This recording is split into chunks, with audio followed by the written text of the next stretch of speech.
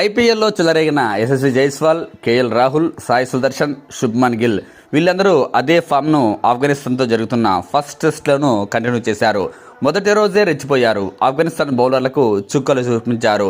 జైస్వాల్ 24 పరుగులు చేసి ఫస్ట్ వికెట్కు 40 పరుగుల తర్వాత అవుట్ అయితే ఆ తర్వాత కేఎల్ రాహుల్, సాయి సుదర్శన్ భారీ ఇన్నింగ్స్లతో ఆఫ్ఘనిస్తాన్ బౌలర్లను ఓ ఆట ఆడుకున్నారు. ముఖ్యంగా సాయి సుదర్శన్ ఐపీఎల్ ఫామ్ను కంటిన్యూ చేశాడు. ఐపీఎల్లో ఎంత కన్సిస్టెన్సీగా ఆడాడో అందరికీ తెలిసిందే. నిజానికి ఐపీఎల్లో అంత అద్భుతంగా ఆడుతున్నా గతంలో ఇంగ్లాండ్ టూర్లో టెస్టులో సాయి సుదర్శన్ ఫెయిల్ అయ్యాడు. కానీ ఈరోజు మాత్రం అద్భుతంగా బ్యాటింగ్ చేశాడు. 81 పరుగులు చేశాడు. 104 బంతుల్లోనే 13 సూపర్ 4లతో అటు కేఎల్ రాహుల్ తన టెస్ట్ ఫామ్ను, ఐపీఎల్ ఫామ్ను మరోసారి కంటిన్యూ చేశాడు. రాహుల్ గురించి తెలిసిందేగా, అంతకుముందు బార్డర్ గవాస్కర్ ట్రోఫీలో ఆస్ట్రేలియా గడ్డపై సైతం అద్భుతంగా బ్యాటింగ్ చేశాడు. ఇప్పుడు ఐపీఎల్ తర్వాత అదే ఫామ్ను కంటిన్యూ చేస్తున్నాడు.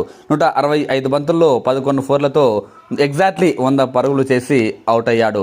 రాహుల్ అండ్ సాయి సుదర్శన్ 139 పరుగులు భారీ పార్ట్నర్షిప్ అందించారు. ఆ టైంలో సాయి సుదర్శన్ అవుట్ అయినప్పటికీ కేఎల్ రాహుల్, శుభ్మన్ గిల్ కాసేపు మరో పార్ట్నర్షిప్ను బిల్డ్ చేశారు.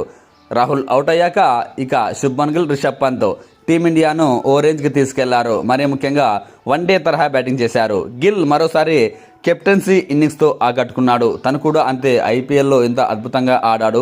తన టీంను ఫైనల్కు కూడా చేర్చాడు. ఇప్పుడు అదే ఫామ్ను కంటిన్యూ చేస్తూ మరో సెంచరీ చేశాడు. 143 బంతుల్లో 103 పరుగులతో నాట్అవుట్గా నిలిచాడు. 11 4లు, 1 సిక్సర్తో. అటు రిషబ్ పంత్ ఐపీఎల్ మొత్తం ఫెయిల్ అయినప్పటికీ ఇక్కడ మాత్రం ఫస్ట్ మ్యాచ్లోనే మెరిశాడు. 70 బంతుల్లోనే 50 పరుగులు చేశాడు. 2 4లు, 3 సిక్సర్లతో. టెస్ట్ అయినప్పటికీ దాదాపు వన్డే తరహాలో బ్యాటింగ్ చేశాడు. శుభ్మన్ గిల్ అండ్ రిషబ్ పంత్ వీళ్ళిద్దరూ కూడా 121 పరుగుల మంచి పార్ట్నర్షిప్ను, అజేయ పార్ట్నర్షిప్ను బిల్డ్ చేశారు. ఇద్దరు కూడా క్రీజ్లో ఉన్నారు. ఇటు భారత బ్యాట్స్మెన్లు ప్రతి ఒక్కరూ సమిష్టిగా రాణిస్తే అటు ఆఫ్ఘనిస్తాన్ బౌలర్లు వికెట్లు తీయడంలో పూర్తిగా వెనుకబడిపోయారు. 3 వికెట్లు తీశారు. 85 ఓవర్లు బౌలింగ్ వేసిన సలీం ఒక్కడే 67 పరుగులు ఇచ్చి 2 వికెట్లు తీశాడు. 13 ఓవర్లు బౌలింగ్ వేసి.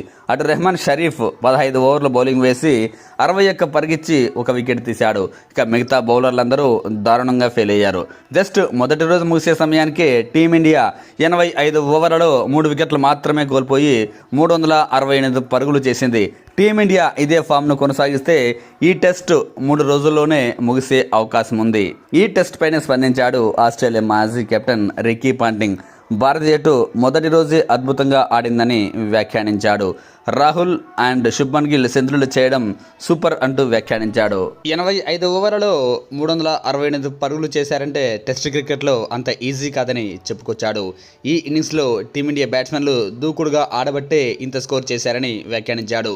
టెస్ట్ క్రికెట్లో 4.33 రన్ రేట్ను 85 ఓవర్లు మెయింటైన్ చేయడం అంత ఈజీ కాదని వ్యాఖ్యానించాడు.